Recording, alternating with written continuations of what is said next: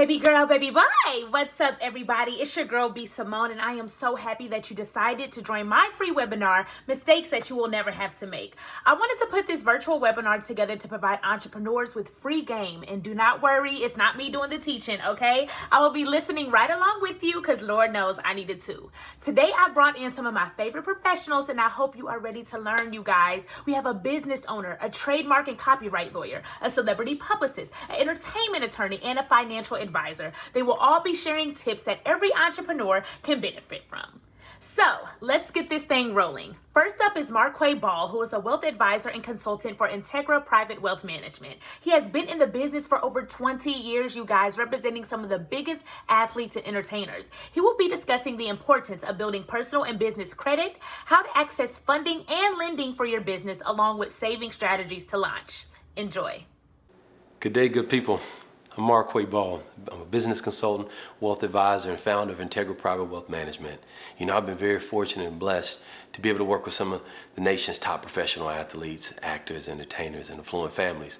I spent the last 20 years, well, 19 to be exact, in the financial service and wealth management industry, also educating and consulting with large companies, sports leagues, and colleges. And I realized that it's going to be extremely difficult and tough to try to sum up everything I know and all my experiences in such a short period of time, because there are different stages of development in business, and there's such a broad group of individuals on this webinar today in various those stages. So I'm going to try to touch on some key points in each stage, because realizing this is a very important, serious topic in your journey to become a successful entrepreneur. It's kind of funny, as I started thinking about mentally preparing for this webinar, I thought about something my father shared with me years ago, and he was describing a poster that he saw in a physician's office when he was waiting to see his doctor. And the poster was of a little boy, and he was actually in an adult physician uniform, and obviously the physician uniform was way too large for him. I mean, the shoes was too big, the clothes was real baggy, his sleeves was hanging down, and right next to that boy was a picture of him as an adult in the same doctor's uniform. But it was the caption that actually caught my pop's attention. And the caption read, "Everyone is a beginner before they're an expert."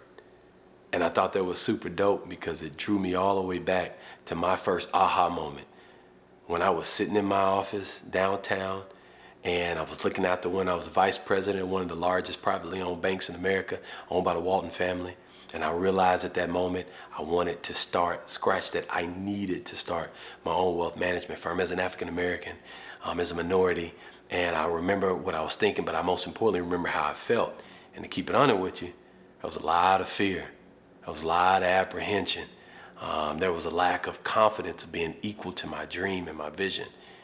And there was a lot of safety in having a corporate job. And it took me a lot of wise counsel and a lot of patience and a lot of research and planning. But what it really took me was wrapping my head around these finances to gain the confidence and the perspective of starting my own firm. So after 20 years of seeing this thing done well and seeing it done wrong, and personal trial and error, some on the job training, I've learned that there are some simple steps, some simple principles that you can implement to expedite the growth of your firm and also help you avoid unnecessary mistakes and getting you financially prepared. So I thought, what better way to go over that information than just to share it through my own experience and my own story, right? That's the experience that I know best. Now, I'm quite confident that I don't think you realize how important of a decision this is to become an entrepreneur. As a matter of fact, the moment you actually start your firm, you become one of the most important pieces of the economy in the United States of America. Here's the facts. There are 30.2 million small business firms in the United States of America that make up 99% of all of the firms in this country. And they employ 58.9 million people. That's almost half of the workers in this country are employed by entrepreneurs like you and me. That's a lot of mouths to feed. That's a lot of people responsible for. That's a lot of numbers, right? But there's a flip side of that same coin, because the reality is, according to the SBA, only 50% of those new businesses make it to 5 years. They fail within the first 5 years. And only 33% make it to 10 years or more, according to all the most recent studies. It's a lot of failure. I want to be a part of 33%. And there are multiple reasons why businesses fail in such a short period of time. But what's undisputable is one of the top 2 reasons that those businesses fail is financial problems, it's money problems. Wasn't financially prepared. They didn't plan things through. They ran out of money, did not have enough cash flow to keep things going. So the question I had to ask myself before I actually launched, and the question that you've got to ask yourself likewise is, how do I give myself the best chance of creating not just a successful company, but a financially sustainable business? Because that's the goal, right? So it's kind of ironic when I first started the firm, first thing that I did not do is I didn't write out a business plan. I didn't go share it with a bunch of people. I didn't post it on social media as well. The first thing I did is I went to a trusted group of people that I respected to bounce my idea off them and to get some wise counsel. I knew, in fact, I needed to make sure that I wasn't jumping the gun, that I didn't have any blind spots and things that I was overlooking, because the reality is in the ideal phase, in the aha moment, there's a lot of excitement, there's a lot of motivation, and you don't want to get caught with a bunch of blind spots. So essentially, I just created a board of advisors. Now, they were unpaid at the time. These are people that loved me and cared about me. But I took them to dinner. I made sure I nurtured the relationships, and I may even got them a few signed autographs from some Super Bowl champs. But I wanted to make sure that I was able to glean from them. Because what I learned early in my career is that when you waste a lot of time, which is money, pursuing and moving forward with ideas that are half-baked and not fully thought out, it costs you dearly. So the first step that you got to do is you got to build you a team, because you literally only go as far as your team will take you, right? I can't think of a better analogy in life and in business other than sports. So I had to figure out who my starting 5 was going to be, right? And the first team position I had to fill was my mentor. So you need to get you a mentor, somebody that's in your industry that you can look up to, that's had a lot of visible success. Okay, and they spend some time going through their trial and error. And here's the deal. You may not know anybody personally that you can reach out to, but you need to develop a mentor from afar. You need to read their books. You need to study their materials, watch their speaking engagements, see how they navigated business and got to their pinnacle of success. You also need good guidance in terms of a tax accountant. You need to get the best tax strategies up front, off the rip, to start and grow your business successfully. And speaking of, that third position certainly needs to go to a good attorney that needs to help you provide you the right legal structure, the right legal counsel to avoid costly mistakes, right?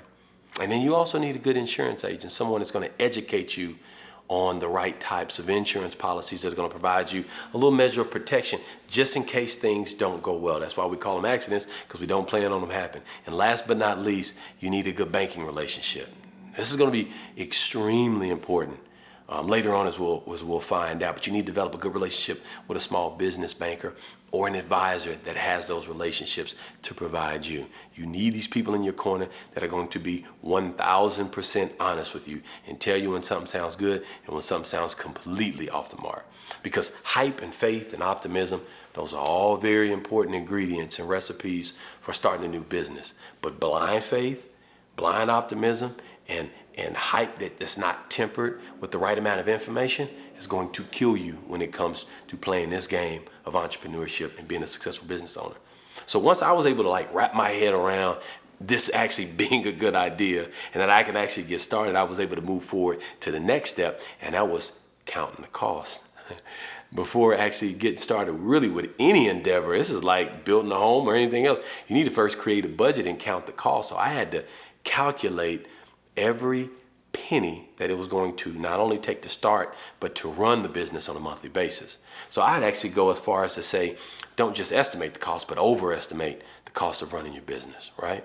Because it's actually a lot easier than you can imagine. Essentially, you got your team, right? So you ask them from their experience and their expertise how much it costs, do your own research, and then once you actually do the research, take those numbers, write them down on a sheet of paper, and notate what it's going to cost you to get started. And then also what it's going to take for you to survive on a monthly basis. So here's some areas that you need to make sure you overestimate costs. Make sure you understand what the office rent is going to be if you need overhead. In this day and age, you're able to work from home quite comfortably and quite cheaply. Licenses to do business in your industry and maybe even in your state. The cost of creating or incorporating your business, marketing, supplies, equipment, computers, all the legal and accounting fees, potential staffing costs, and also the cost of insurance liability or E&O insurance, errors and omissions insurance. These figures rather help you figure out how much you even need to charge your clients or how much money you need to bring in on a monthly basis to keep the business afloat, and also how much you need to save to get started, right? Now, this is all important information, again, that your team could give you, but it's important and it's critical that you pace yourself and not rush and get this information before you move forward, because all these expenses matter. Every one of these costs matter to you, right? And so once you're able to wrap your head around that like I did, now I was able to wrap my head and ask myself, do I have a grip on my personal finances? Now, let me be honest with you. This is the biggest killer of potentially dope entrepreneurs right here. Is not having a firm grasp and grip on their personal finances. And I don't want to be someone that discourages you or discourages anybody from starting a business. But if you don't have a personal checking account that's balanced every month and it's always negative, or you don't even have any savings, you probably need to wait to start your business, right? Because the habits you have right now, they're going to carry over with you in your new business. How you treat your personal finances is exactly how you're going to treat your business accounts. I can't stress this enough. Starting a business on Tuesday doesn't erase or eradicate all the habits that you've created and nurtured over the last several years. You take them with you. And speaking of, there's a term I'm going to introduce. It's called debt ratio. You probably heard it before, but this is an important ratio. Essentially, this is how much or what percentage of your income is leaving your bank account due to debt, right? So you calculate that by taking your debt and you divide it by your income, and voila, you've got your debt ratio. So if you're bringing in $1,000, you're spending $400, you divide the two, 400 from 1,000, you're spending 40% of your income, right? And if you calculate that, and that number is not close or anywhere near being zero, then you need to be patient and ask yourself, what is my plan of attack to get this down? See, businesses need to be lean, and they require a lot of cash to keep them going. And you need to have that disposable cash that's being wasted on unnecessary debt. So know your budget. Know what it takes to live personally each month. Calculate those expenses and cut out all the waste. Hear me. You got to get used to prioritizing what your spend needs to be on a monthly basis, okay? Don't fall into the common trap of being so eager and ready to leave a toxic work environment that you overlook planning before you launch. A lot of people do that. Don't get so emotional where your emotions is pushing you as opposed to just motivating you. And I realized I needed to create a cushion. I needed to free up as much cash as I could, and have a safety net to fall back on, because I don't care what business you're in. You need cash to survive. Cash is king. So how much should you consider saving? That's a good question. It really depends on your personal budget and expenses for the business and you personally. So even with a stellar reputation, a lot of experience and track record, it took me literally 6 months before I started bringing in revenue from my own firm when I started. So let me just keep it honest with you. Give yourself time and your company room to grow. So I'd say at least a minimum 6 months, right? If you can save an entire year, all the better. Do it. Because the more you have saved, the more you can eliminate unnecessary stress. When you start out, your income is unstable, it's up and down, and growing a profitable business, it just takes time. That cash helps smooth things over, right? And you need to consider how much, different ways that you can actually increase your savings. So maybe you need to moonlight. Maybe you need to pick up extra shifts on your job to save more. You have to understand the principle of funding your dream. Don't just launch without being in a position to fund it, right? Eliminate unnecessary stress. And once you've actually got to a point where you've created that cushion, now you can focus on how do you separate your business money and your personal money, right? So after you get the business established, you need to make sure you do not commingle all of your business income and expenses with your personal income and expenses, right? You need to open up a business checking account immediately for the company.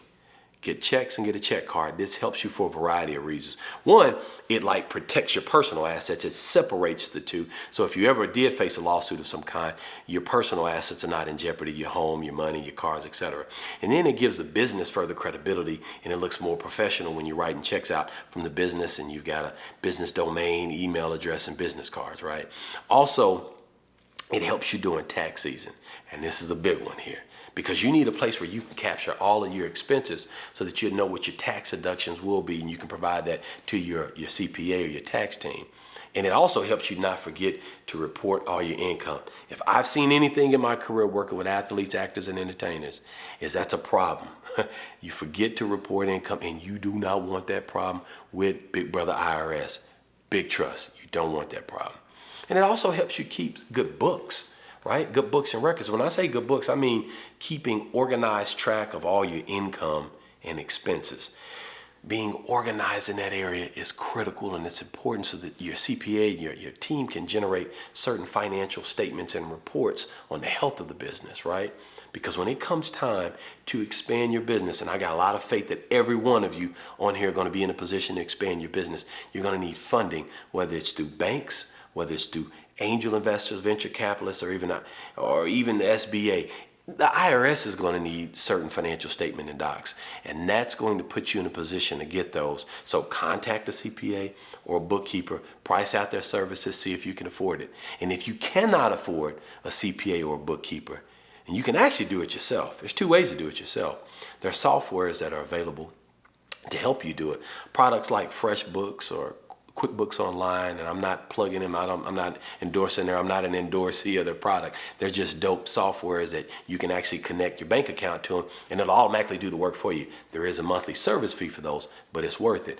Or you can do what I did when I first got started years ago, is you can actually do it the manual way in an Excel spreadsheet. You just type out all the expenses for each month and all the different categories. And I actually have a copy that I used when I first got started that was given to me by my tax attorney. I'd be happy to give that to you. So connect with me on IG after the webinar, and I'll make sure to provide a list of this stuff. Okay, so you got to be saying, Mr. Ball, I've done all this. Now I need the good stuff. You need to tell me exactly how I'm going to get funding for my business, right?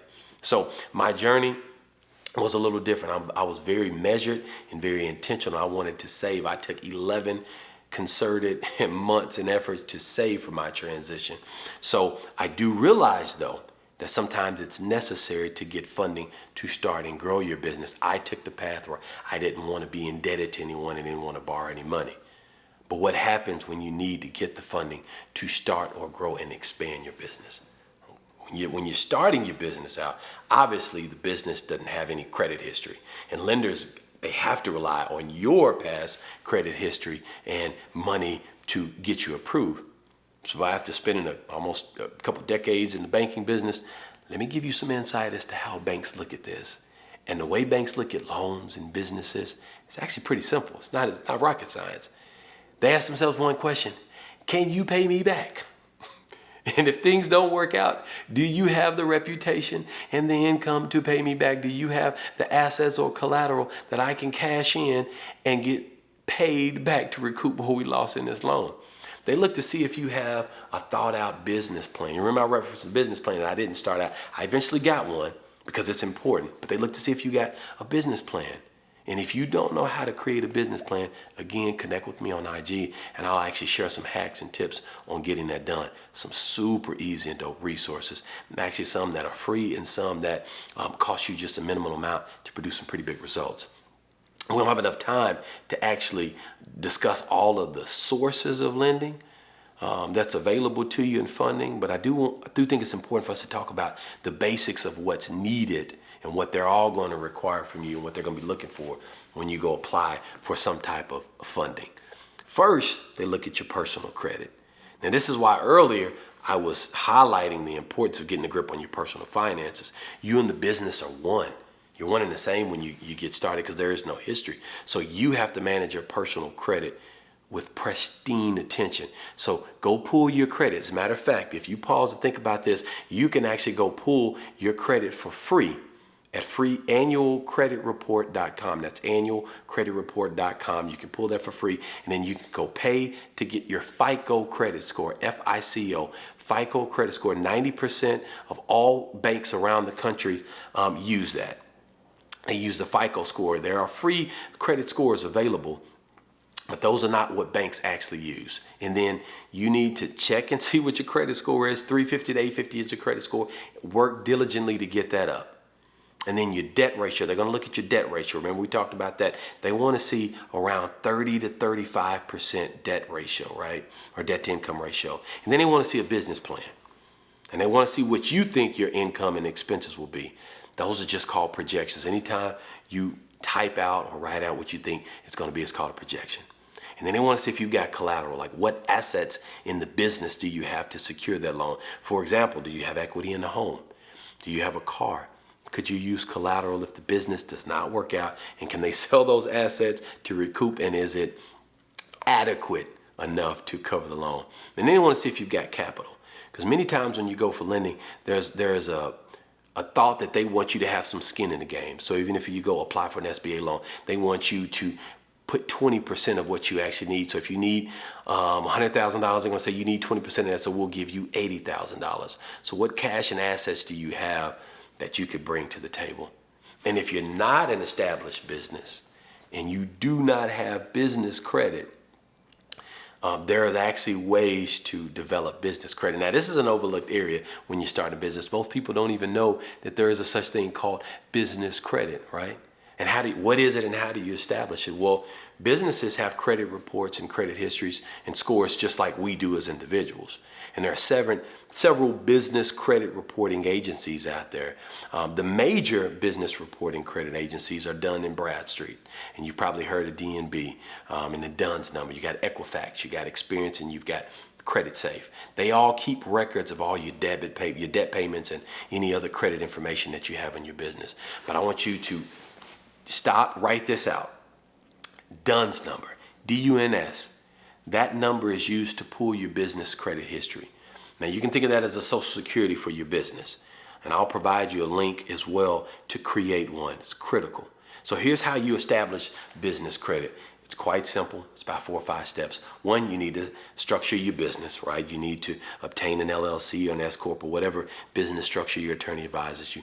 And then you need to get an EIN. That stands for Employee Identification Number that you get from the IRS. Your CPA and your tax team can help you with that. Get a phone number for the business or use your personal number for it, and establish a business email address. Please do this. Invest in purchasing your own company domain name and a basic email package. It just legitimizes your business.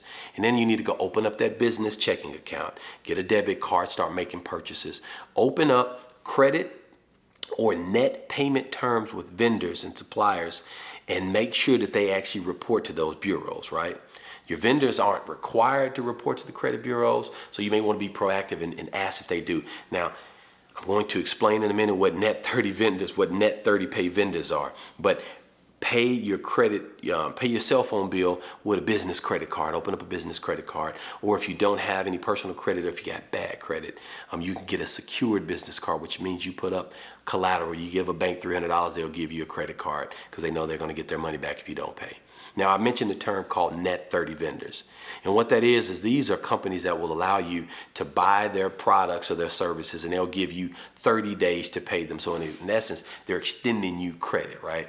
Most of these will report and it will actually provide you with credit history to build up your business credit report.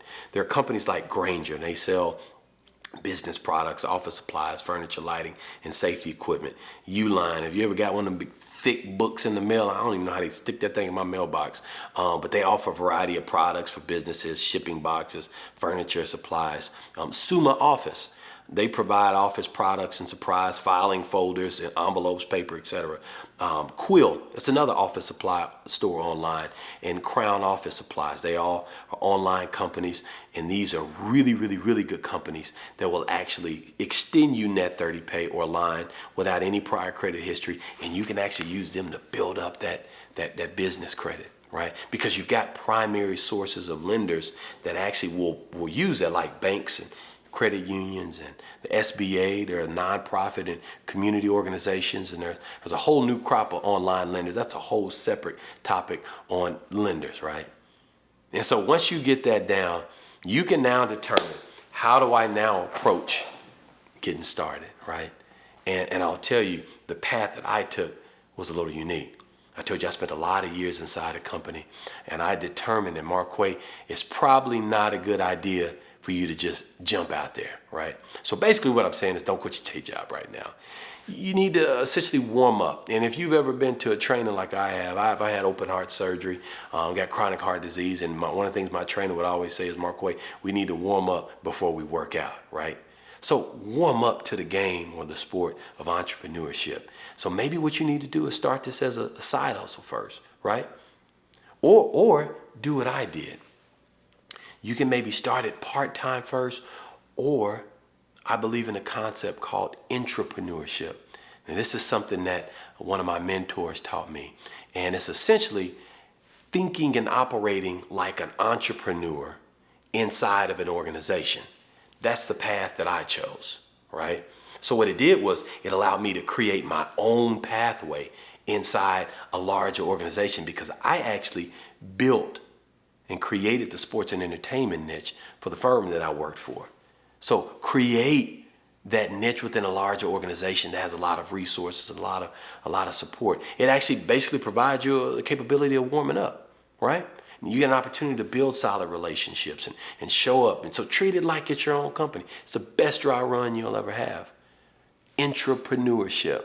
That way you don't have to feel like you have to rush. You can leverage their brand and their resources. So start out basically as a part-time worker. Let me tell you my path. My path, I started out as a part-time teller, just needing a job, and then went to a full-time teller, to an assistant manager, to a branch manager, to assistant vice president, a vice president in a large organization, to building my own sports and entertainment division. Now, that took time, it took work. And not everyone's pathway will be that way, it'll be different.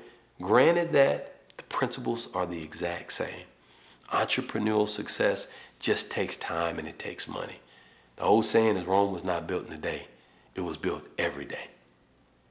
So what I had to remember as I went in here, what I want to encourage you to do is remember that the goal is not to just start a business. It's to create a legacy by creating and building a sustainable business model. Legacy, impact. And you're going to work extremely hard as an entrepreneur. So you owe it to yourself to get started and to get this thing right. And if you're a person of color, if you're a woman or minority, you're about to be a part of changing and shifting the entire culture that you're from, right? And you want to create influence and establish wealth and change your communities and create jobs and invest and impact the people in those communities. You do it through ownership. And with the right amount of patience, time, and thorough planning, you can launch your vision and create the type of legacy you have in mind for yourself and your family and your business. And I'd be remiss to end this conversation we've had today without sharing an inspiring thought from my FLOTUS, Michelle Obama. And I remember her stating that don't ever let anyone make you feel like you don't matter or like you don't have a place in our American story, because you do. So let me add to that. Your voice is needed. Your service is needed. Your product is needed. Your vision is needed. Now let's make this thing count. God bless. Wow, you guys, Marquay was amazing and gave you guys so much information, but the webinar does not stop here. Up next, we have Dominique Price, who is an amazing lawyer. She's going to teach you guys about LLC setup, trademark filing, and contracts. Make sure you guys pay attention and take notes. I'm super excited to be with you guys today. I am literally I could talk about brand protection all day. So thank you for having me. I really think that this is conversation that literally every single person needs to hear, whether they are starting a business or not, because we always have our own personal brand that we are going to be responsible for protecting. So want to just go ahead and ask you guys, are you legally ready to launch your business is really what I want you guys to start considering. You really just want to ask yourself, are you really legally ready to launch? And so when we start our business, the first thing that we think of is, I have to get myself out there. I have to get the attention of my clients and my customers because I need to make sales. Because before you can literally snowball into anything else, it takes money to make money. But I want you to take a step back and say, okay, am I literally going to own? Am I going to be able to protect if anyone infringes? Am I protecting my coins that were mine before I even started my business? And so it's really, really, really critical that you really just learn to just really just learning to what you need to really just what you need to like what you need to learn to protect yourself before you launch your business. And so in doing so, I always tell people the very first thing that you need to be worried about is your personal coins. Your personal money can be attacked anytime you don't take the time to start your own business formation. And so that can literally happen whether it's an LLC, whether you decide to be a corporation, whether you decide to then be an LLC that is taxed as an S Corp, if you decide that you want to start a nonprofit, all of which are business entities that help protect your assets, so that if you have a client that gets disgruntled, if let's say, for example, if you are a hairstylist and something happens, for example, and you're having issues, you really just want to make sure that you are separating your funds so that you're not commingling. That's literally what the government is going to look for. And that's why we always say, and we stress, make sure they're separate. And so by doing so, you actually have to go to your Secretary of State. You have to let them know that, hey, I, Dominique Price, am getting ready to start Price Law, and I want to be seen differently as an individual and as a business. And the only way to do so is by formalizing a business. And so that's literally your very first step as you get ready to start your legal toolkit and making sure that your business and your brand is protected. Okay, so now that you have your business entity set up, you know, you're really starting to grow, and you know for sure that this is something that has teeth, and it's something that you could see yourself growing into the future, and you wouldn't want anyone else to be trying to, you know, steal your name or to steal your colors or your packaging. That's when you want to get into trademarking. There is this huge misnomer that by having your LLC or by owning your domain name, that automatically means that you own your trademark. And that's not actually the truth. A lot of people don't know that you don't actually own your name nationally until you actually own your trademark. And so I tell people all the time, just because you went to GoDaddy and you noticed that the name was available doesn't mean that somebody might not actually own the trademark. It just means that they might not actually be operating an online presence. And this actually happens a lot. You have to remember, a lot of people that are on to digital and, you know, who promote their business on Instagram, that's more of a millennial business platform. A lot of people who still own brick and mortars, those who run local service businesses, they might have actually done their due diligence and own a trademark, but that doesn't necessarily, it doesn't necessarily mean that they actually own their domain. So just because a domain is available does not necessarily mean that the trademark is going to be available. So anytime you're just kind of like, hey, this is for sure a name that I wouldn't want anyone else to use, you're going to want to make sure that you protect it through a trademark, because that's the only thing that's actually going to protect you on a national level. I tell people this story all the time. Burger King was actually started by a small mom and pop company. They actually were started out in Vermont. They operated for several generations actually, but they never did their due diligence to actually file their trademark. And so the big national brand that we know and love now, Burger King, comes along and they start and they're like, hey, this name is so cool. They go to the USPTO.gov. They notice that it's available, even though there's this company in Vermont using it, and they're just like, oh, well, we're going to use it anyways. And that's literally how they were able to start the national Burger King chain and squash this mom and pop company simply because they had not done their due diligence to own their name. The third legal need that you need when you're just starting out is contracts. The thing I tell people all the time is people will remember what you do way before they remember what you said. And how that works in business is a lot of times we'll start, we get these relationships and they're really organic and everything's going well at the beginning. And, maybe you hired this person to, run social media for you, or you hired this person to do your website. And as things get going, you notice that deliverables aren't being met, or, the flow isn't just going the way you want it to go.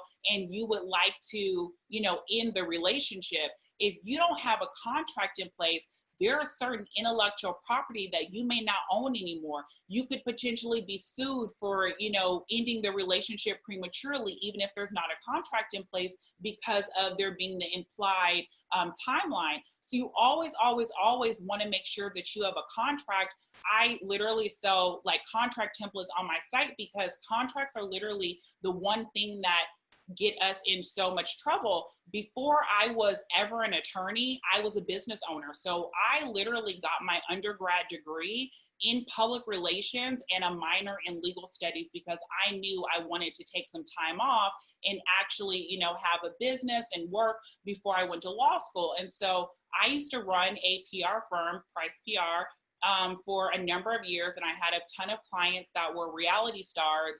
And interestingly enough, everything was going really, really well. I had gotten the contract off of Google, because at the time, this was way before law school, who doesn't get contracts off of Google? I didn't know any better. So I get a contract off of Google. I have the client sign it. And then I have a client who decides that they want to terminate the agreement. And I'm like, oh, well, we got a contract, girl. You can't just cancel the contract like that. I go back to the contract that I got off of Google. There's no termination clause. Why? Because the majority of the contracts that you will find online are canned contracts, meaning that they literally only have the bare necessities to show you what an outline of that contract needs to be, but it's not going to get into the nuts and bolts of the different provisions that you need for your particular contract. So I created contract templates that actually walk you through the different provisions that potentially need to be added, taken away, and just different things that you need to be thinking of as a business owner, because each and every one of us are going to have to sign contracts, deal with service providers, freelancers, and all of those handle our intellectual property. And we want to make sure that no one is going to have rights to our assets at the end of the day, because our intellectual property, such as trademarks, copyrights, and patents, and those are literally the creative pieces that we put out into the world, these are literally assets that your family can own for generations to come. And so if they're protected correctly, if you are always making sure that you're contracting correctly, when you're doing business with third parties, you literally are leaving a lasting legal legacy for generations to come. And so how does this actually work in the real world? How does this actually work with people that we know? And so I picked these three individuals to bring it down home for you guys, with why just really protecting your legal self before you actually launch is so imperative. And so let's start with Kim Kardashian. And we all know her as an influencer. We know her as a reality star. But a lot of people don't understand that before we ever seen Kim Kardashian West get on screen for Keeping Up with the Kardashians on E!, she was already doing the preliminary work to get her brand together, because she knew it was getting ready to go viral when she got on E! So way before, the show ever started, literally a year before the show actually aired, Kim started doing her due diligence by making sure that she started her LLC to be completely separate from the sisters. In her LLC, she went ahead and made sure that she started her trademark for Kim Kardashian, so that she'd be able to use that and own that. She made sure that she was prepping herself for the launch of this show, because she knew once it got out there and the eyes were on it, that her brand then potentially would be worth the millions of dollars that we see it today. The very interesting part is to her left are her husband and her sister, who have actually both beat her to that billionaire status. And it's strictly because Kim Kardashian did not make sure that she was the owner of the brand that she was putting out into the world. That's literally the reason why Kim is not at that billionaire status yet. So when Kim first stepped on the scene, she did the part of making sure she was ready for her legal launch. She made sure she had the LLC. She made sure that she had a trademark, but she wasn't making sure that the products and the services and the items that she was putting out into the world were hers. And that's what her husband did. That's what her sister did. So we see, let's flip over to Kylie. The interesting thing we see about Kylie is Kylie did the exact opposite of what Kim did. So when Kim got on the scene, she did a ton of affiliates. She licensed her name to a ton of brands, which the agreements made it hard for her to start her own company. It made it hard. It made it pretty much impossible for her to go into beauty, which when you know that you're known for something, that's what you want to go into. You want to go into the industry that people are going to know you for because it's easier to market. It's easier to grow the brand valuation in your trademark. And so we see the main difference with how Kylie was able to get to that billionaire status before KKW. And it was simply because right out the gate, from the moment that Kylie started, Kylie Cosmetics was, because it no longer is, it was 100% hers. So the brand that she was putting out there was 100% something that she was able to profit from. And because of the influence marketing that she did with it, she was able to then literally have brand collaborations with her sisters, with other influencers, which allowed the brand to grow literally 10 times what a normal beauty brand would. And it was because of the strategic placement with the brand collaborations that she did. Then we have in the middle, we have someone like a Kanye West, who has several businesses that make up his billionaire status, which we have merchandising, we have a little bit of brand collaboration. But what makes Kanye West so interesting too is that he took a page out of Kylie's book when he started, I mean, not Kylie's book per se, but he had that same pathway when he started Yeezy. So when you think about the Yeezy brand, we think Adidas. So how is this something that he owns on his own? Contrary to popular belief, this is not Adidas. Kanye West literally owns 100% of the Yeezy brand. Catch this, you guys, 100%. What it is literally a licensing deal, you guys. Kanye West, so strategic, has a licensing deal with Adidas for the next 5 years to distribute his brand. Meaning, now that it's at that billionaire status of being a brand that literally is globally known through this distribution with Adidas, when this licensing deal is over, because Kanye owns 100% of the brand, he then can either decide to go 100% into his own apparel company. He could decide to, work with another company if he decided to, but because he owns 100% of the brand, he's in control of what happens next. And we see how it was so easy and quickly for him to get to that status, all because he used a little bit of an approach of what I like to call is the mixed bag. He owns 100% of good music, which in his agreements with his artists, he owns a percentage of their copyrights, not their music royalty, which is major. I could do a whole nother girl mob on just, music and content all by itself. But I really wanted us to have a full picture of, yes, Kim Kardashian isn't at that, billionaire status yet, but I wanted you guys to see the trajectory of how, if she would have owned her brand 100% from the beginning, where she potentially could be. I wanted you guys to see up close and personal through Kanye's brand of the mixture of, whether it be merchandising or licensing, or with Kylie Jenner doing brand collaborations. there's so many different ways that you can use your brand to make money outside of just you personally selling to get to a billionaire. And so it really just gets down to ownership, making sure that you are following a strategy that has a component of creating a strong legal foundation for yourself, so that when the partnerships come, when the media opportunities come, you are prepared and you have a shield around your business that is protected. So I hope this was helpful. Thank you so much, Dom. I hope you guys learned a lot, and I hope that information was helpful. Up next, we have one of my best friends, Candace. She is the influencer and the CEO of her own clothing brand, 5678. And she is going to give you some tips that she has learned along her journey of being an entrepreneur and owning her own brand. Hey, what's up, guys? It's your girl Candace, and I am the co-founder and CEO of the dance-based clothing brand 5678.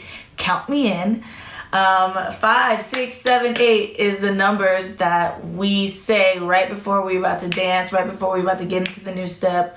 It was the most commonly said thing throughout the dance world in every single language, and I really wanted to hone in on the fact that dancers don't really have clothes to go from rehearsal straight to the plane, straight to another rehearsal, something that's cool, something that's fly, something that's chic, but still comfortable and comfortable enough for you to sweat in. So that's how I created 5678. That's why I created it, and it's been a crazy, crazy, crazy success for me over the past 2 years. Part of building the brand, it was at a place in my life where I was switching over. I was doing social media at the same time I was doing music, and at the same time I was just coming off of tours dancing with every single artist in the world, and I felt like I could do everything myself. I didn't realize the capacity of what I was putting myself into, from designing the things to packing and shipping to physically making, heat pressing onto t-shirts. Like, I thought that it could be a one-man show, and boy was I wrong. I realized really fast that your time, you can never get back. Money comes and goes, but your time, it has to be invested in the right areas. And I soon learned that building a team, a strong team, I'll go into that later, but building a team that you can trust is very, very, very important to be able to run a company. No matter how amazing you are, no matter how great you've been in other fields, a business, especially something that you've never done before, starting an LLC and starting a whole corporation, these are things that you just can't do by yourself, and that's okay. And it also costs money, to hire a team. It's not like you can hire friends and family, which I think you should do, but everybody needs to be paid for their time and their energy, and it goes a long way, because then you can focus on specific things, and you give people part of your team, and you leave it to them, and you trust them to create and do their job. And at the end of the day, you pay them on time, and these are just things that it sounds so like, yeah, well, you know that already, but it's very, very, very important to build the right team. The lesson that I had to learn the hard way was pretty much making everyone feel extremely comfortable to the point that the work wasn't really getting done. So I am bubbly. I like everyone to feel great around me. That's great. I see everyone as a peer. That's all great. But at the end of the day, the work needs to get done. And everybody at the end of the day felt like it was just too cool. It was too cool for school. They didn't really have to figure things out, and that was the biggest mistake. I would suggest, and this is what I do now, is there's just a breakdown, a lineup of things that need to be done weekly, bi-weekly, and monthly, and that way you can kind of just go back to the charts. And I think it's just about being a little bit more organized.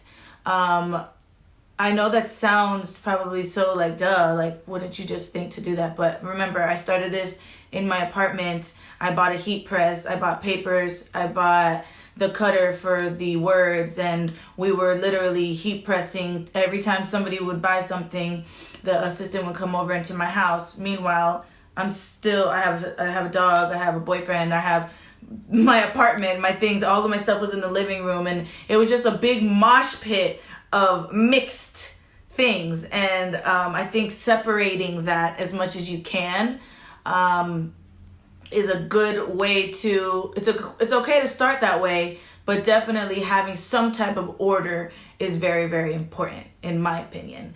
And also, I'm going to hone in on this too. It's regardless whether you're the boss, whether you're the runner, or whether you're the employee and you're working for someone, it's very important to have the same end goal, the same end mission, and that is customer service first. They have to understand that too. If they're going to be handling the emails from people that are emailing you about something that maybe got lost in the mail or just anything that can go wrong, the team also needs to know that answering back on the email, like, sorry you feel that way. How can we assist you, girl? ? That's those things that I went through. You know, we got to have like a template, put all templates together of what to respond to whom, how to respond. I'm so sorry to hear about this. What can we do to make this better? We can give you a discount on the next purchase. We can refund you for this, that, and the third. Like, there's ways to communicate with your employees that talking to the customers is definitely number one to have a successful business. So those are some of my stories. I hope that you guys learned a little bit about team building and trusting people. And last thing I want to say, 1 second, it's great to, you don't have to like reach above your like level of what you think you are. It's okay to stay with your friends. It's okay to stay within the family. It's okay to look sideways for help instead of always going straight to the top. I say this all the time. It's one of those things where I've gotten farther with my friends and learning from my friends and learning with my friends and growing together and to move forward as part of team, as like, you know, camaraderie. That definitely works as well with starting a company and building your team and just like looking to your friends. It doesn't always have to be Oprah. We don't have to go straight to Tyler Perry. We can look at our friends. Hence why we're here right now. Hence why I'm here right now. My best friend is b.simone. And watching her grow her company, going to China with her to go and help her scout these locations for her lip gloss. Like, we started this together, and growing together is a major key, and having the right people around you is, bottom line, so important. So thank you guys so much for having me. I appreciate it. My name is Candace. Make sure you check out 5678 Count Me In. It's available now, the new drop. And thank you so much. Love y'all. Candace has been through so much as a business owner and has learned a lot. I hope you guys take away some tips that can really help you when you were trying to start your own business. Up next, we have Nicole Lynn. Many of you know her as an NFL sports agent, but she is also a corporate entertainment attorney. She represents some of the biggest name athletes and entertainers in the world. As a lawyer, Nicole has negotiated over $100 million in deals and works at the third largest law firm in the world. She's going to be discussing ways entrepreneurs and business owners and influencers can be protected when running a business. Hey everyone, my name is Nicole Lynn. Some of you may know me as Agent Nicole Lynn. I am so excited to be here today. A little bit about myself. Most of you guys probably know me as a sports agent. I represent a lot of NFL players, mostly NFL. I'm also certified in the NBA. I represent some softball players as well as entertainment clients. I work for a sports agency called Young Money Appa Sports. It's owned by Lil Wayne. And then I'm also an attorney, and so I work at a law firm called Norton Rose Fulbright, and I practice civil litigation as well as entertainment law. So I am really excited to provide you with some information today that I think is going to be really invaluable. I do have to preface this by saying that this is not legal advice. This is more for educational purposes. It's always in your best interest to get a lawyer because every specific fact pattern really has different nuances that a lawyer needs to look into. But my hope is just to provide you with high-level resources today for an entrepreneur or a business owner on ways that you can protect yourself if you're in a situation where you can't afford a lawyer or you don't have time to get a lawyer, whatever that may be. I want everybody to have free access to information so that, when you know better, you do better. So I'm hoping that today is really, really beneficial, and we're just gonna dive right in and talk about ways that you can protect yourself as an entrepreneur and a business owner. So the way you can protect yourself is to create some type of legal entity, okay? A legal entity. So when you think of a legal entity, you're probably thinking of an LLC. But there are a bunch of different legal entities. There's LLC, which stands for Limited Liability Company. There's Limited Liability Partnerships. There's S-Corps. There's corporations. These are all different entities that you can create. So why would we want one of these entities? So let's talk about one specifically. Let's just hone in on LLC, Limited Liability Company. So a limited liability company essentially is going to protect the business owner from liability. It's going to separate the business owner as the human from the business. So let's use a hypothetical, okay? I am a business owner and I create, what are we going to create? Let's just make something up. When you think of hypotheticals, you can't think of a single thing. So right now I can't think of a single thing. Face wash, there we go. I create face wash. So I've got a whole face wash regimen, and I sell these awesome face wash stuff, anti-aging, all that good stuff. And so let's say, God forbid, my face wash gives somebody cancer or breaks out their face or something happens where they want to sue me. If I have a limited liability company where that face wash is under, then essentially that's, there's different situations, but essentially that is where they can sue me. I don't want them coming for me, Nicole Lynn, the human. I want them coming for my business, the face wash company. So I don't want them to be able to come and sue me and get my personal assets, get my couches, get my cars, get all my stuff. I want them to only be able to come and get the money that is tied to my company. So I want to protect myself from liability. So that's why we call it limited liability. And so the way to do that is to have this separate entity. So how do you actually have an LLC? How do you get an LLC? Is it tough? What do you do? So let's just kind of walk through it. Every state is going to be different, okay? Every state, every rule, regulation is going to be different per state. So before you even go and apply for an LLC, you need to make sure that that's the right entity for you. I do find that a lot of business owners go that route, but maybe it makes sense to be an S-Corp. Maybe it makes sense to be an LLP if you've got a partnership with someone else for the business. The way you determine that is typically through your CPA. Okay, so step one, go to your CPA, which stands for Certified Public Accountant, and have them decide what makes the most sense. Because all of these entities are going to be taxed differently. And so your CPA is going to be able to say, you know what, based on the amount of money you're making, based on the state that you live on, based on what you're doing, this is the way you want to go based on taxes, okay? So let's say your CPA comes back and says, yep, LLC, that makes sense. Let's do LLC. Okay, so you yourself can apply for your own LLC at the Secretary of State's office in your state. Now, that's another question. Where do you want to file the LLC? A lot of times it makes sense to file it in the state that you're doing business, but there are a lot of times it doesn't. There are a lot of states that are what we call business friendly, like Delaware is one of them, Wyoming is another, where you'll see people that don't even live in those states will file LLCs in those states. So this webinar and this specific video is not enough information, or I can't go as much in depth because I don't have your individual situations to tell you which state, but keep that in mind. If you're talking to an attorney or a CPA or you're doing your own research, what makes the most sense? Okay, so we figured out we're gonna do LLC, whatever that entity is. We figure out what state we're gonna apply in. So maybe we decide, okay, we're gonna go ahead and just apply in the state that we're in. So for me, it's Texas. And then we actually need to apply. So when you apply, you go to the Texas Secretary of State. Usually their website is gonna have an application there. Typically it costs, it just depends, but to give you an idea, I think Georgia is like $100. I think Texas is like $300. So it kind of gives you a frame of reference. You're gonna fill out an application.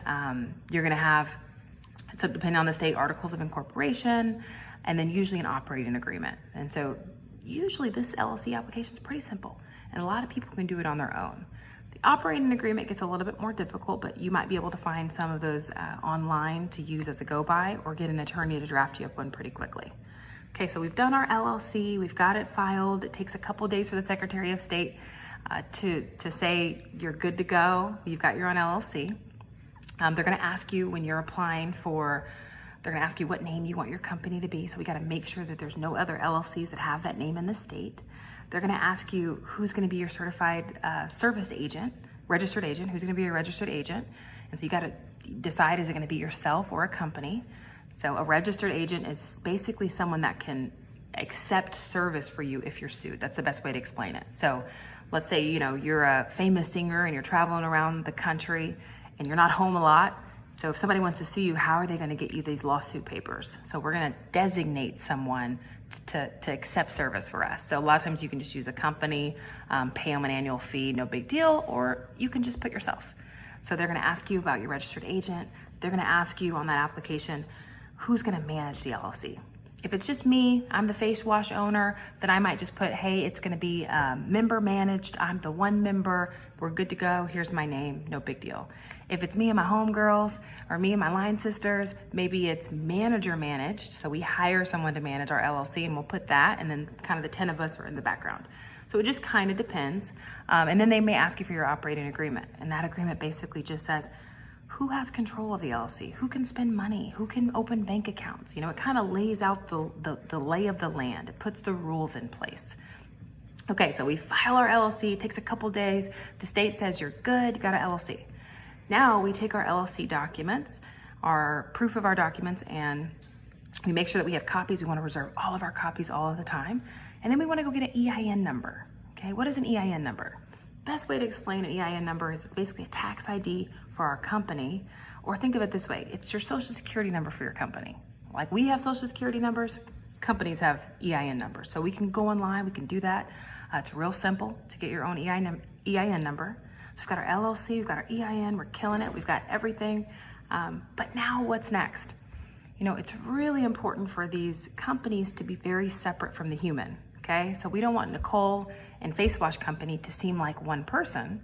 We want them to be very separate so that if somebody wants to come sue, they're not coming to sue Nicole. They're coming to sue Face Wash Company. And we don't want them to be able to argue that these are the same. Okay, so the way we'll do that and the way we make them look very separate is by having separate bank accounts. So then we want to go set up our own LLC bank account, and we can do that with those documents that we've saved, our operating agreement, our proof of LLC. Take that to the bank, no big deal, simple. They'll open you up an LLC bank account. And now we can do every single thing through that bank account, right? So anything for my face wash business is gonna go through that bank account so that I can keep track of what I've spent from a tax perspective. I can keep my profits separate from my own personal money. And again, I'm trying to limit my liability, right? I'm trying to keep things separate.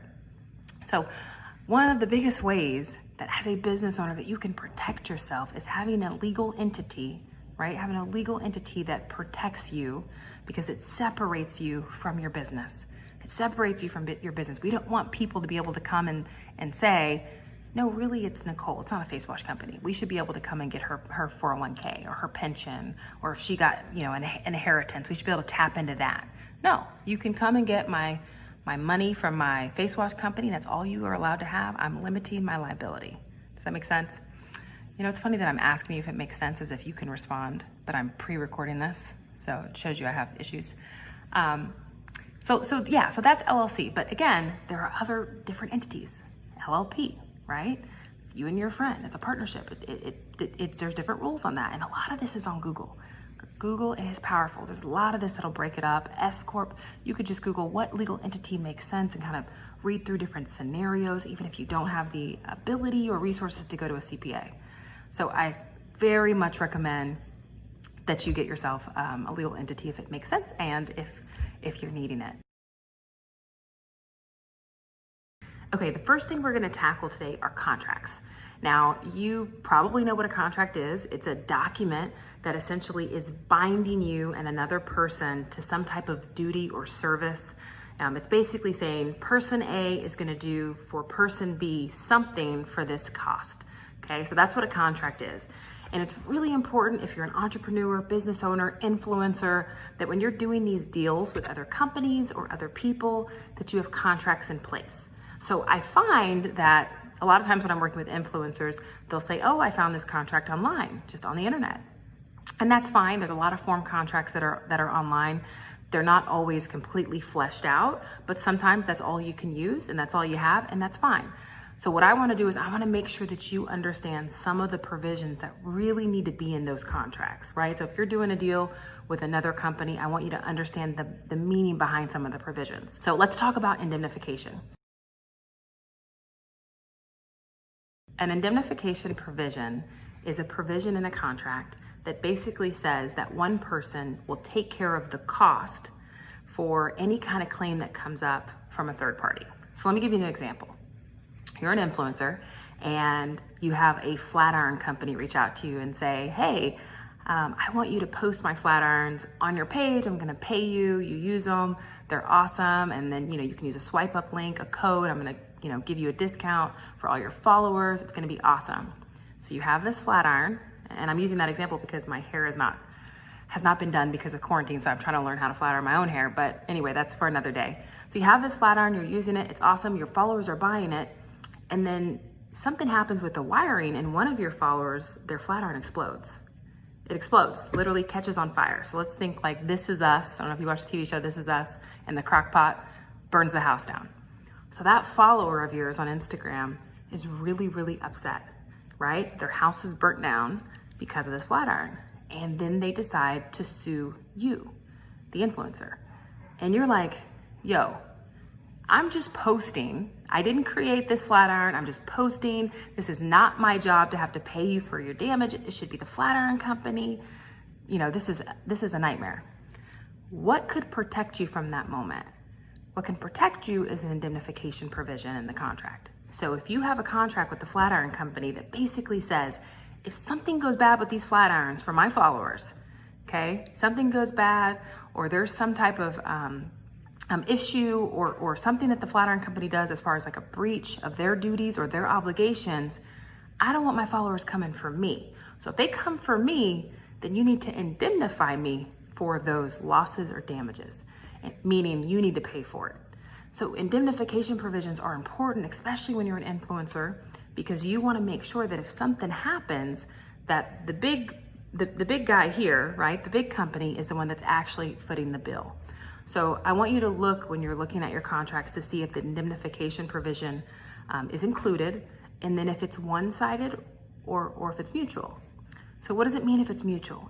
It means that on the flip side, if something happens where you do something that causes the flat iron company to be sued, then they want you to indemnify them, basically pay for the damages and the cost. So we want these provisions on our side as the influencer, but we don't really want it to be mutual because I don't want to have to pay for anything that comes up for the flat iron company.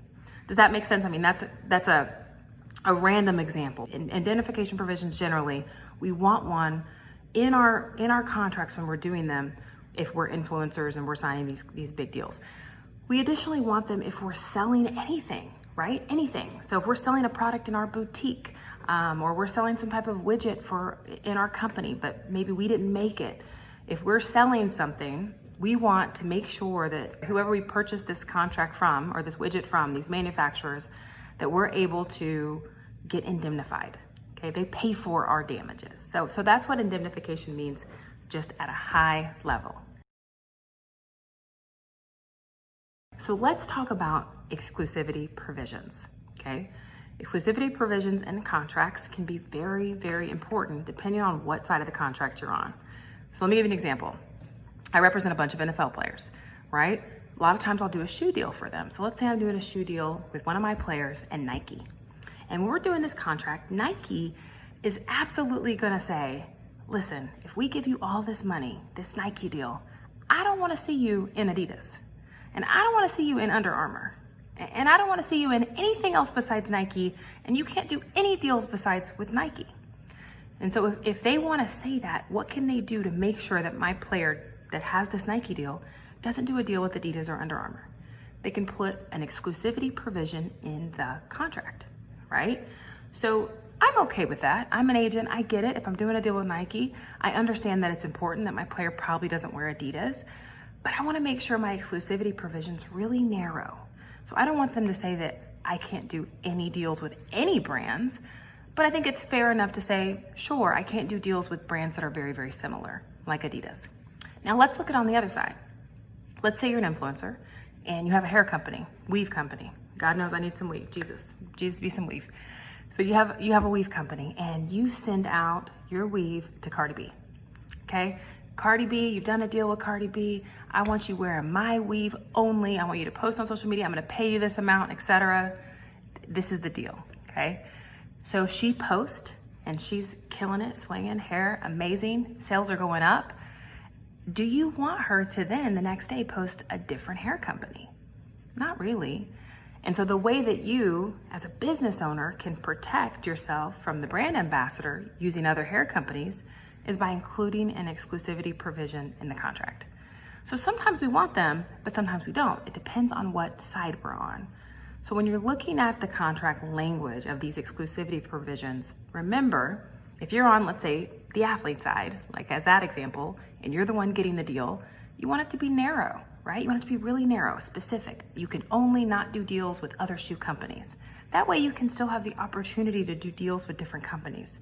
If you're on the actual, the hair side, so on that example, you're the business owner and you're paying the influencer or the brand ambassador, you really want them locked up to you.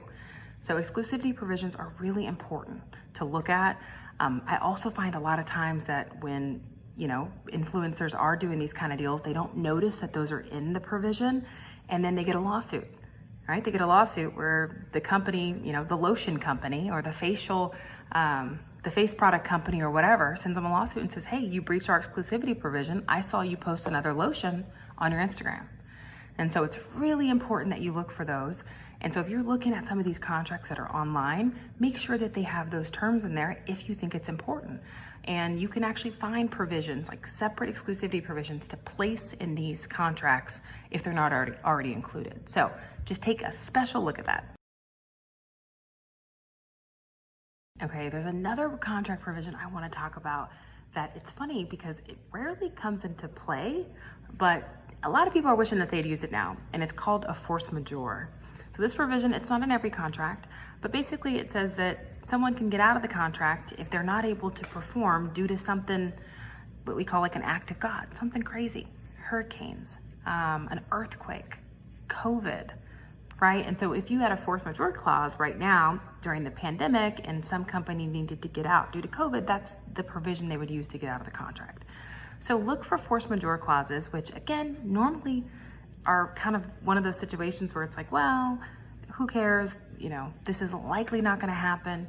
Well, now we're living in something that we never thought could happen. And so I think companies are going to be a lot more adamant about including these.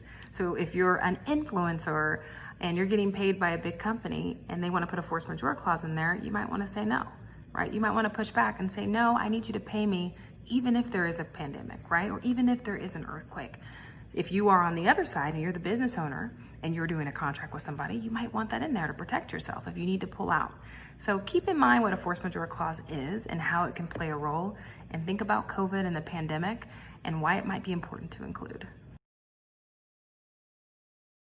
This one's really important, is termination provisions, okay? So a termination provision is basically a provision that says, how can I or how can you get out of this contract? And it just depends on what side of the contract you're on and the facts of the matter and the facts of the case as to what you'd actually want in there. But let's look at a scenario, okay? I'm an influencer and I've done a deal. I'm super excited. I just did a Fashion Nova deal, okay? Fashion Nova, Shade Room is posted to me, whoop whoop. And let's just say the deal is for $5,000 and I'm blowing up. When I did the deal, I only had 50,000 followers and now I have 2 million. And here comes Pretty Little Things.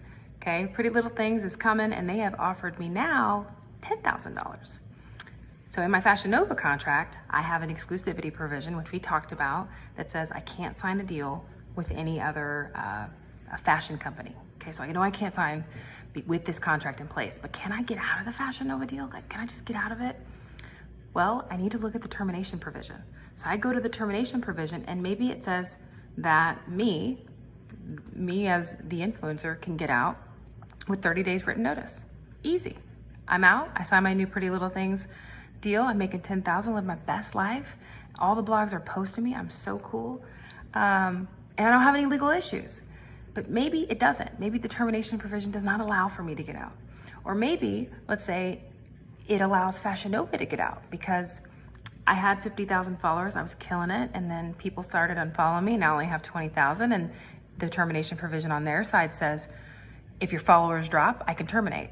So these are the kind of things you want to think about. And those are random hypotheticals, but you want to find ways that you can get out of the contract, whoever you are, business owner, influencer, whatever, entrepreneur, that you can get out, but it keeps the other person in. That's the best contract, right? So whoever you're writing this contract against, you want to be able to get out under your own terms. You don't want to be tied to something.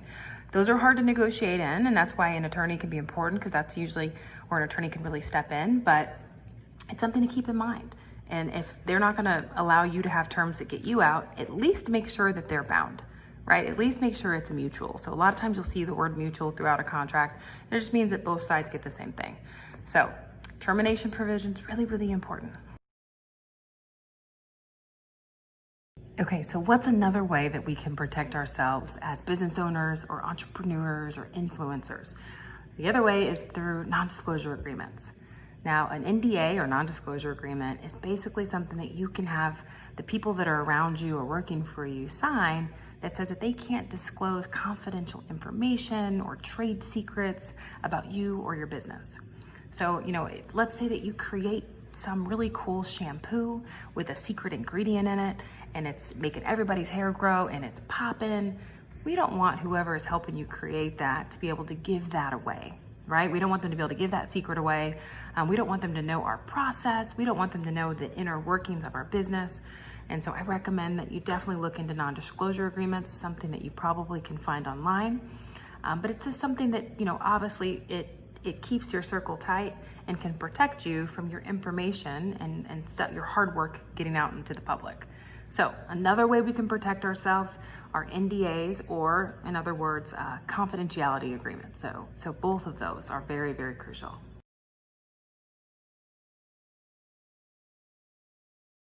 Another way we can protect ourselves as business owners is to make sure that we trademark our logos and make sure we get copyrights on everything that we do. So I know that Dom is also included in this webinar, and she's a phenomenal copyright and trademark attorney who's going to talk about branding. So I'm going to let her be the expert in this, but just at a very high level, just to touch on it again, because I do think it's important. Just remember, just because you have a website, just because you have a presence on social media or a name, it doesn't mean that you own it. Right? And so think about if it makes sense for you to get your logo or anything surrounding your brand trademarked. And so that is something that you can't do on your own, but if you can find a trademark lawyer, I definitely recommend finding an attorney to do it for you. The trademark process can take 5 months or so. So it's a pretty long process, but having an attorney do that is definitely in your best interest. Okay, so what is another way we can protect ourselves as business owners and entrepreneurs? It's by making sure that we're following all of the state and federal laws when it comes to having employees. Now, this is really something that you need an employment attorney or HR professional to help you with, but I just want to talk about it at a high level to put it on your radar. So it's first important to determine who is an employee, okay? Who's considered an employee? Employees are handled differently than contractors. Okay, and this is something that, again, employment attorney can help with, but also a CPA can help you with this. So for me, I have, as a sports agent, I do different graphics for my players, and I have a graphics person that doesn't work in my office, that works for a bunch of people, that I send just some stuff every couple weeks to do for me. She's gonna be a contractor, and I'm gonna have a 1099 form for her. But then I have people like my assistant who's working with me in the building every single day, and that's going to be an employee. And so we're going to do W-2s and W-4s, and it's going to be handled differently and taxed differently. So I'm going to have to take care of those taxes. Where on the contractor, they're going to take care of their own taxes. So I don't want to get into tax discussion because I'm not a CPA, but I want to put it on your radar that it's really important for you to know the difference if you have employees and how to handle them. And additionally, to make sure that you're following the state and federal guidelines. So if you have a certain amount of employees, there are certain regulations like FMLA and Title VII that come into play. Questions like, Do we have to pay overtime for our employees? Do we have to give them maternity leave, paid or unpaid? These are the kind of questions you want to have answered prior to having a business with a bunch of people that work under you. So again, our goal in this webinar is to find ways to limit our liability. It's find ways to protect us as business owners and entrepreneurs. And one of those ways is to make sure you know what you're doing when it comes to your employees and people that are working for you. But the last tip I have is the best way to protect yourself is to get an attorney. And I do find a bunch when I'm talking to people and business owners that they don't know the different types of attorneys. And so I just want to show you at a really high level what the different types of attorneys there are so that you may know if you get in a pinch, who do you need to call, right? Who do you need to call? So there are two types of attorneys. There's actually a bunch of attorneys, but I'm going to break it down to two. There's litigators. Okay, these are the people that go to court. Okay, so this is what I am. Think How to Get Away with Murder. They go to court. There are contract transactional lawyers. I actually do some of this too. Think the show Suits. Okay, so within the litigation realm, there's two types. There's civil and there's criminal. Civil litigator is what I do. That's someone that represents civil issues. So for me, I represent big companies. So if Nike gets sued and they're my client, I would represent Nike. Criminal, you're representing, exactly probably what you've thought of. DUIs, murders, you're representing humans in criminal matters, okay? So if you need a criminal lawyer because you get a DUI, you don't want to call your friend that does civil litigation because they don't know nothing about this.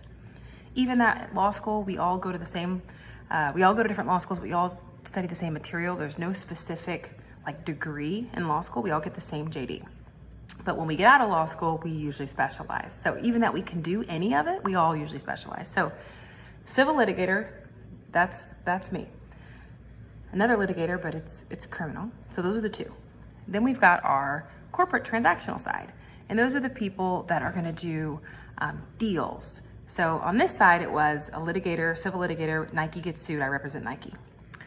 The transactional lawyer says, if Nike wants to buy Adidas, who's the lawyer that helps do that deal? That's a transactional lawyer.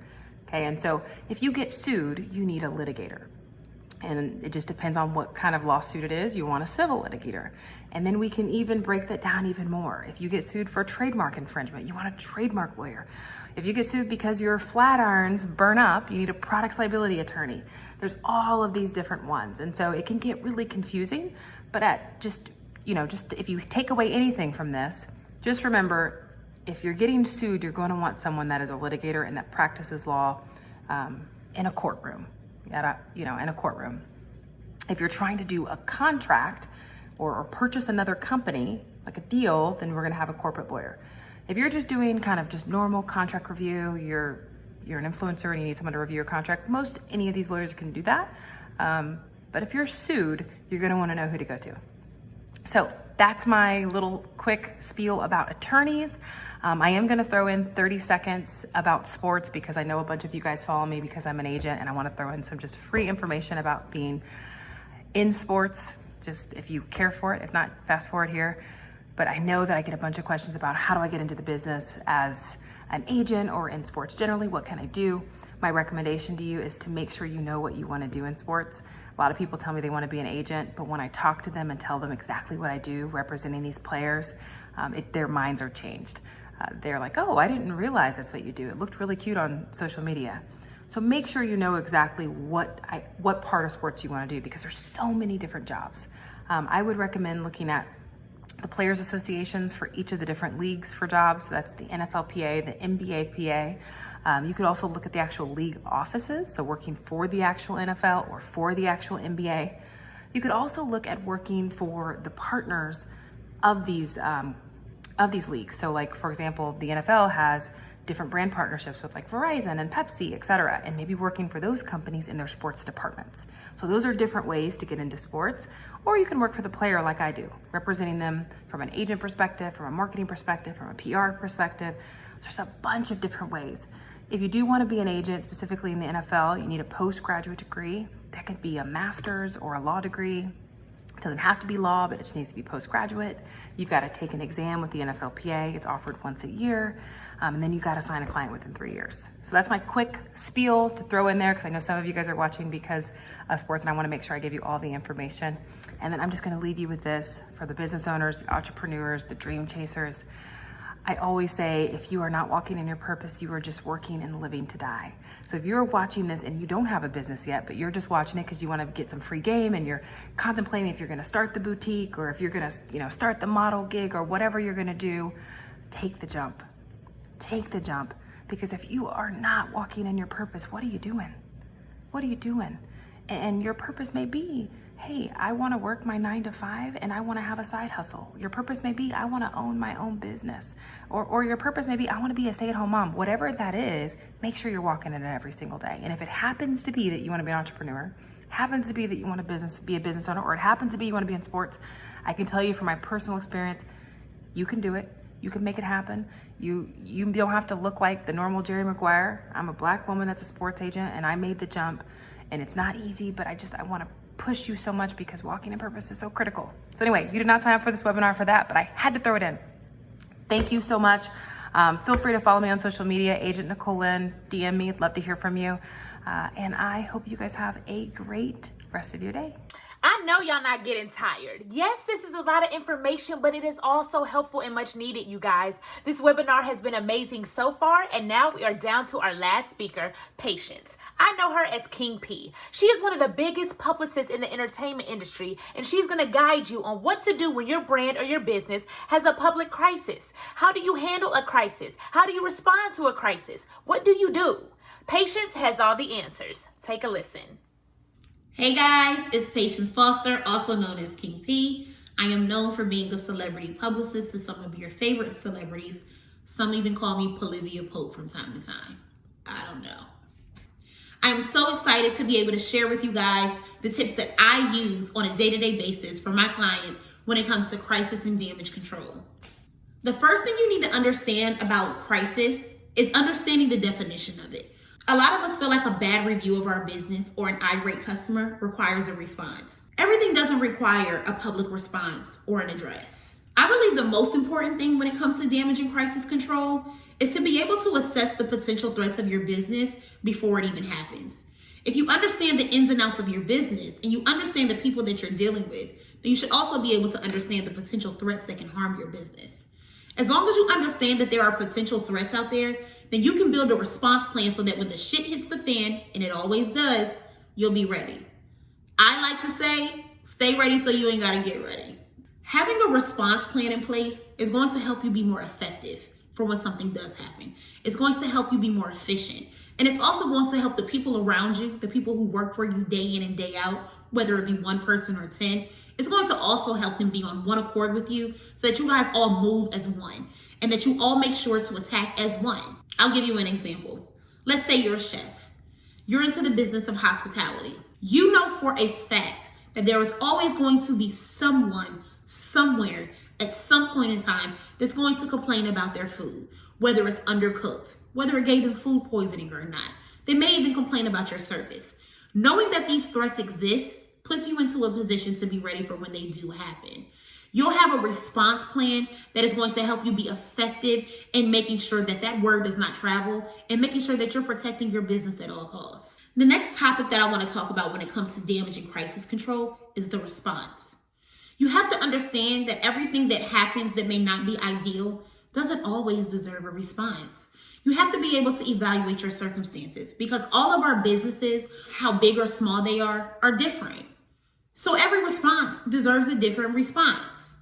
Some of you may have 1 million to 1.5 million followers. Some of you may have 50 to 100,000 followers, but you may have 2 or 3 customers that are out there spreading bad news about your business. The question is, do you respond to those 2 or 3 people in a way that the other 50, 60,000 people that follow you can see, or do you find a different approach?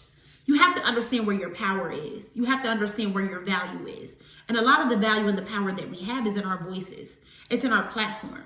If there are 3 people that are talking badly about your business, right? Let's say those 3 people all collectively have a following of maybe 3,000 people, but you have a following of 50,000 people.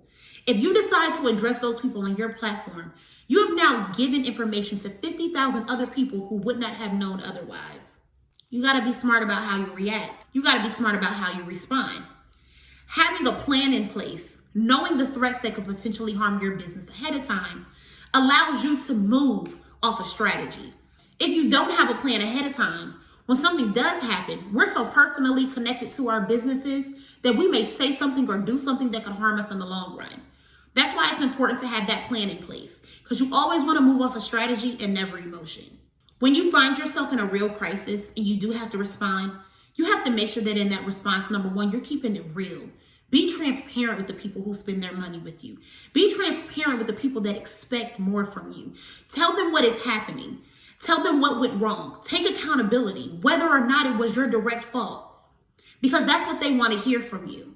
People want to be able to trust people that they do business with. And as long as they're spending their money with you, they're doing business with you.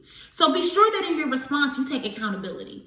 Be sure that you are transparent and honest. And most importantly, be sure to share with them your plan of action on how you are prepared to continue to do better business. You have to look at the people who spend money with you as your partners, because they're doing business with you. And anybody that's going to be a partner with me in my business, I would expect transparency from them, honesty, and not, if anything, a plan on how you plan to do better. When you're coming up with your response and you're trying to figure out what exactly to say, always keep these things in mind.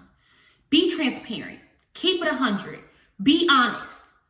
Take accountability. Take ownership. And thirdly, be sure to share with them your plan of action on how you plan to do better. Also, in your response, you also want to commit to investigating.